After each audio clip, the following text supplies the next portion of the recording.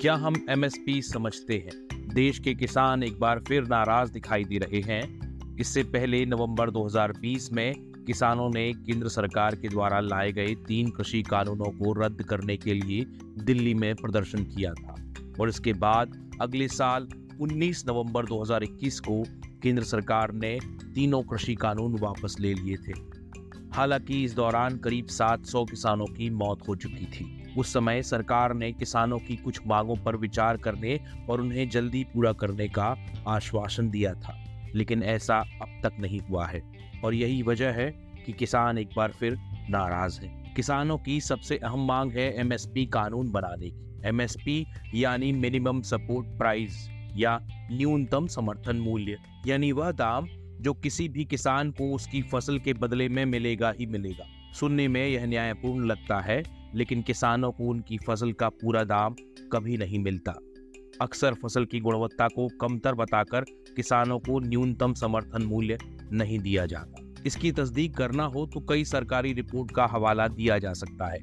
मसलन अगस्त 2014 में बनी शांता कुमार कमेटी की एक रिपोर्ट जो कहती है कि महज 6 से 20% किसानों को ही एमएसपी का लाभ मिल पाया है। कई राज्यों में तो सरकार भी एमएसपी पर खरीदी नहीं करती। इसी रिपोर्ट में कहा गया था कि बिहार राज्य में एमएसपी से खरीद नहीं की जाती। वहां राज्य ने प्राइमरी एग्रीकल्चर कोऑपरेटिव सोसाइटी यानी पैक्स नाम की एक संस्था बनाई है जो किसानों से अनाज खरीदती है, लेकिन किसानों की शिकायत है कि पैक्स काफी देर से और बहुत कम खरीदी करती है।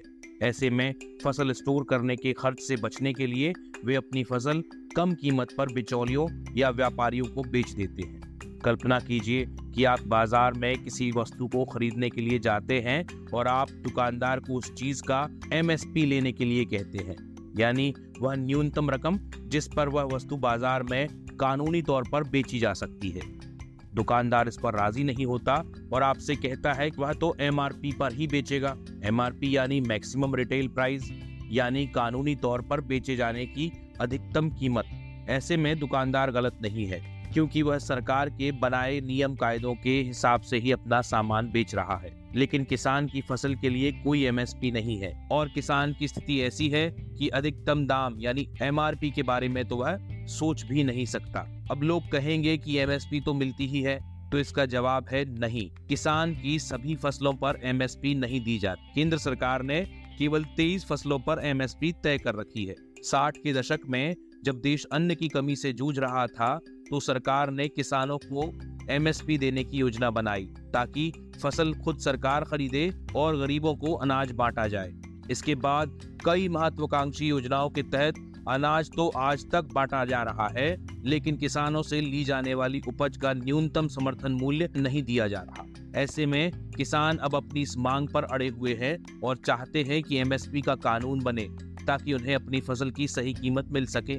ऐसी स्थिति इसलिए बनी क्योंकि केंद्र सरकार ने कृषि कानून वापस लेने के बाद किसानों की मांगों पर एक समिति बनाने की घोषणा की थी। यह समिति जुलाई 2022 में बनाई गई। 19 सदस्यों वाली इस समिति की 35 बैठकें हो चुकी हैं और समिति ने अब तक अपनी कोई रिपोर्ट जारी नहीं की है। सरकार ने इस समिति के कामकाज के लिए 35 लाख रुपए भी खर्च किए। एक सवाल उठाया जा रहा है कि अगर किसानों को एमएसपी दी गई तो केंद्र सरकार पर इतना वित्तीय बोझ आएगा कि महंगाई को संभालना मुश्किल हो जाएगा। हालांकि बहुत से जानकार इसे बढ़ा चढ़ाकर बताई गई बात भी कहते हैं, लेकिन इस सब के बीच सवाल उठता है कि आप क्या कहते हैं? क्या आप मानते हैं कि किसान को उसकी उपज का न्यूनतम समर्थन मूल्य मिलना चाहिए? क्या आपको लगता है कि किसान यहाँ अपने अधिकार के लिए लड़ रहे हैं, या फिर आपकी राय इससे अलग है? आपकी जो भी राय हो उसे जाहिर जरूर कीजिए, क्योंकि देश के इस बेहद महत्वपूर्ण मुद्दे पर नागरिकों की राय अहम है और आपका समझदारी से बोलना ही एक स्वस्थ लोकतंत्र की निशानी है। आप बोलिए मोबाइल वाणी पर, आपके फोन से 3 नंबर का बटन दबाकर या फिर मोबाइल वाणी की ऐप पर आकर। आपका बोलना जरूरी है। आप बोलेंगे तो बदलेगा।